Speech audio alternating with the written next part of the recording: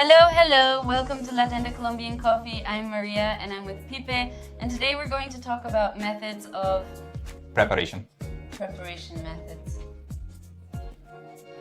My Pipe, just these days I was talking to a friend and he was telling me, I find a lot of methods but I don't know what each one is for and I don't know which one to buy, and I am just starting and each one has its own science. So I would like to ask you, please, what are the differences in the methods?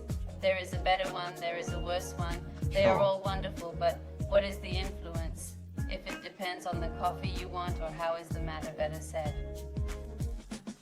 Well, yes, here on the subject of methods, it is a bit broad. But let's try to explain it in a much simpler way. Here we have 5 methods. They are all completely different methods. But for example, here we have 2 methods of filtering. Let's start with the Chemex, which is Question, there are not only 5 methods, are there more? No, there's the Japanese Syphon, there's the Belgian Syphon, there's the V60, the Melita, the Calita, the Vietnamese method. But not going to the exigency, each method gives you different profiles. You prepare a coffee, yes, you prepare a coffee, of course, but each one has its own science and its own purpose. For the principle of extraction, for example, here we have the Aeropress, which is a pressure method, because what I am doing is generating pressure to the water to try to exhale as much as I can. Here we have filtering methods. These are filtering methods. These are where we have a filter paper, like this one, which is a V60 filter paper, this one, which is a Chemex filter paper. We have immersion methods, which is like the French press. Immersion, I mean that the coffee and the water are always in contact for a predetermined time. Not like this one, where the water is flowing. Here it is always in contact with the water. And we have a vacuum method, which is like the siphon. It's like a laboratory method to light the fire below. Here is the water, here is the coffee. When the water boils, it rises. It mixes with the coffee, and here it generates a vacuum. As long as the fire is lit, the vacuum will be there. The water will be here. As soon as I remove the fire, what creates this vacuum? Will try to absorb all that water and the coffee will be filtered here. It's a vacuum method where it can be both filtered, because it's filtered, and pressure by pressure by pressure by vacuum pressure. Okay, you said that each one gives you a different profile. What are the profiles that we can have? Let's start with which one do you want? Let's begin with this already filtered one. Here you go. I'm ready. An origami is ideal for acid profiles. What we want to highlight is the acidity of a coffee. They are citric profiles, they are much more delicate profiles. That is what we are looking for in an origami. Can we use another coffee? Of course you can use it. But because of the preparation time, the type of filter and its shape, what it gives us is to enhance much more those acids that we want in a coffee. Okay, so the Aeropress. Sure, that's why it's one of my favorite methods. Because I think this is very versatile. It's a method that can work for a traveler. It's a material that's actually very durable. That I use with this method. I can actually, depending on the method that I'm using, whether it's the traditional or the reverse, I'm going to have 2 different profiles. The traditional one, how does it work? Let's say we have here our brewer. So what we do is we turn our Aeropress, we pour the coffee, and we start pouring water. The amount that we want. It's also filtering, right? It has its filters, filtering?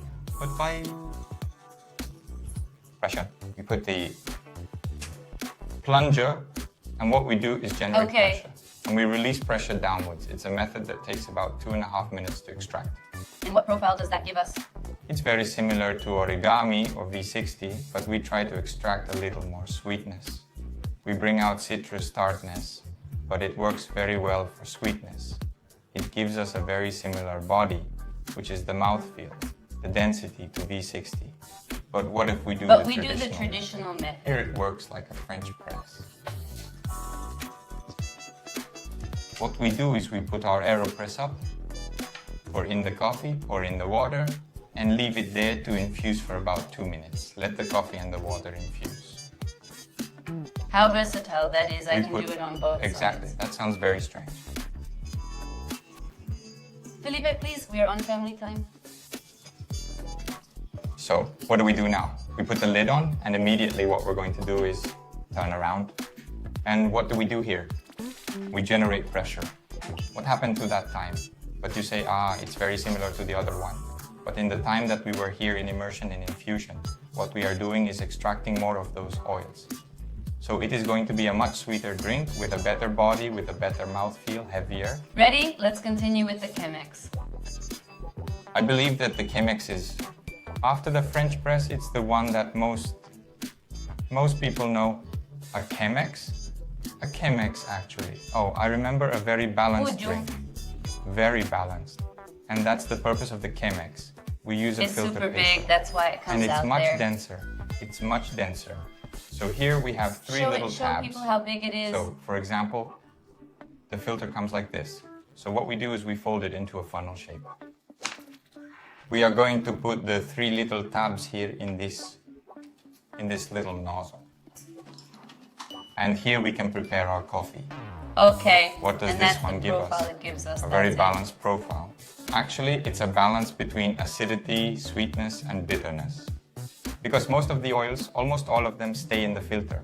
That is why a very curious fact is that when we are preparing our coffee, we see that a little spot starts to rise. What does the coffee provide us with? These are the oils. And I have seen that in the press. You can see the oil, like the little balls when I don't close them. Oh no, sorry, it is missing. But don't get ahead of me. We are going to get to the press. So here we are going to have a very shiny cup. A cup that when you see it clean. Once it is very shiny and it gives us a lot of balance. Actually, in the Chemex, we can appreciate the great amount of aromas and flavors that it has. It's very delicate. It's a very delicate body. Very balanced. Actually, if you want the best and try to do it the best way, Chemex is delicious. You love it, I know. Let's move on to the best known of all, which is the French press. Very easy to do, but it has some cons. What about it? For example, cons. Let's talk about the pros first. Yes. Pros, very sweet drinks, very intense. Because what you were telling me just now, that it looks like the oil, the grease. As you can see, the filter that we have here is a stainless steel filter. Yes. It is a filter that allows those oils to pass through, not like the paper. So that's why we're going to have a drink like this. On the top, a little cloudy, because everything is filtering, except for the ground coffee. But all those oils, all those little fats, they are all filtering. So that's what's left in the cup. A French press is very sweet, and we can feel a much higher body thanks to those oils. So for example, you taste or see a cup from a Chemex to a press, and you will notice the difference at once. The color, the shape, the little layer on top, everything. And you drink it and it will taste completely different. Completely different. This one is going to taste much sweeter, much more intense, less acidity, much more body. What's the downside to that? The sediment. You have seen that when we finish the cup in the glass, the bottom part is like a dirt. Yes. That's the sediment of it. That's the only drawback. Many people don't like it. I don't like it very much. Okay. But it is a very easy method, very practical.